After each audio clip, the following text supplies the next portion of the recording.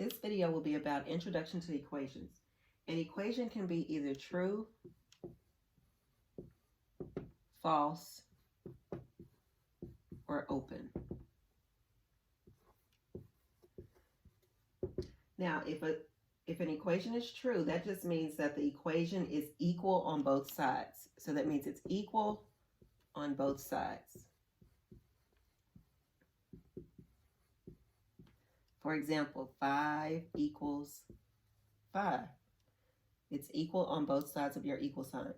False means that it is not equal on both sides. So it's not equal on both sides.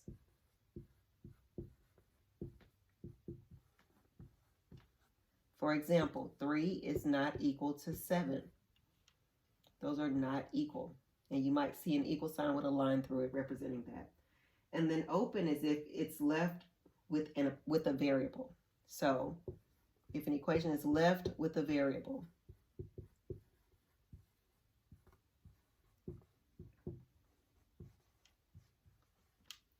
an example of this would be, let's say we have 4a minus 2c equals 31.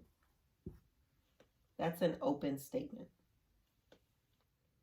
Then we have a solution. A solution is a value of the variable that makes the statement true. What value can this variable have that would make the statement true?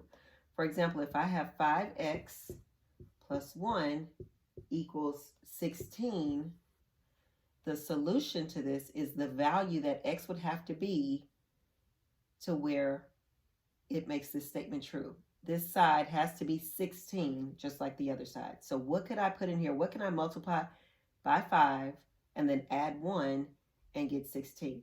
And that value is 3. 5 times 3 is 15 plus 1 is 16. So that is the solution to this answer. Okay, let's look at an example of replacement set and solution set.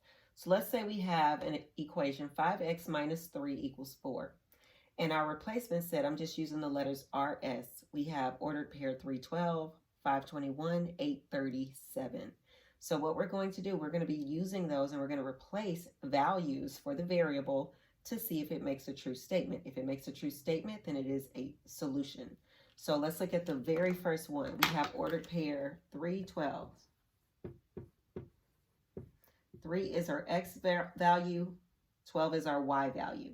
So all I'm going to do is replace the values for the variable. For example, we have 5 times x. So what is x? X is 3. So I'm going to do 5 times 3 minus 3 equals, what is y? Y is 12. So I'm just trying to see if I work this out, will it give me the same value that's on the other side of the equal sign? Because if it's equal, it has to be the same.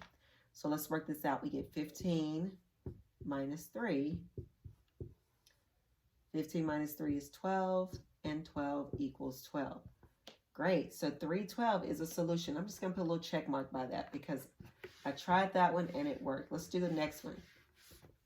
We have 521.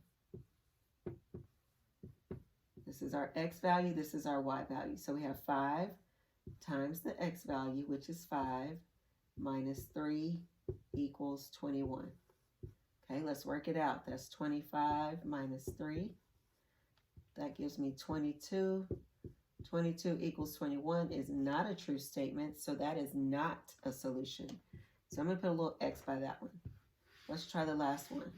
We always want to try them all. So I have 837. X, Y. Let's plug it in.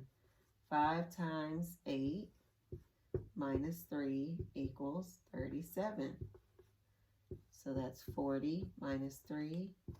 37 equals 37. Perfect. That's what we want.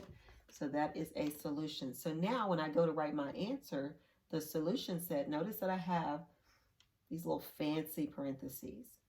Okay, I'm going to take that and I'm going to put both ordered pairs that actually worked for my equation. So 312 worked as well as 837.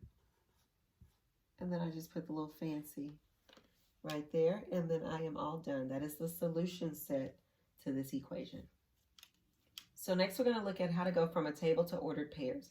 So on our table we have our x column, which we have values for x. We have our equation, which is y equals 3x minus 5. And then we have our y column, which is going to be our y values. So what we're going to do is we're going to replace these values for x to see what y is equal to for it to be a solution. So let's try this one. So y equals 3 times x. X in this row is negative 2 minus 5. So we got to figure this out. So 3 times negative 2 is negative 6 minus 5. So that answer, negative 6 minus 5, is equal to negative 11. So y is going to be equal to negative 11. So when x is negative 2, y is equal to negative 11. All right, what about when x is 0? I'm going to try to use less room. So we have y equals 3. X is going to be 0 minus 5. 3 times 0 is 0 minus 5. That gives me a negative 5. So y is equal to negative 5. When x is 0, when we plug a 0 in for x, our answer is going to be a negative 5. Y equals negative 5. All right, let's do the last one. Y equals 3 times 5 minus 5. 15 minus 5 gives me 10, so y equals 10. And all I'm doing, y is equal to 3 times whatever we say x is minus 5. So we're just doing all those calculations, and whatever answer we get is what y is equal to. So now we have an x and a y. Remember, an ordered pair is an x and a y. So the x, comma, the y. And we put parentheses around it. So we're going to take these values to make our ordered pairs.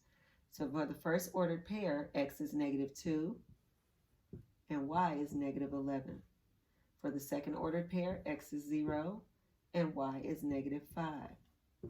And the last ordered pair, x is 5 and y is 10. And those are our ordered pairs.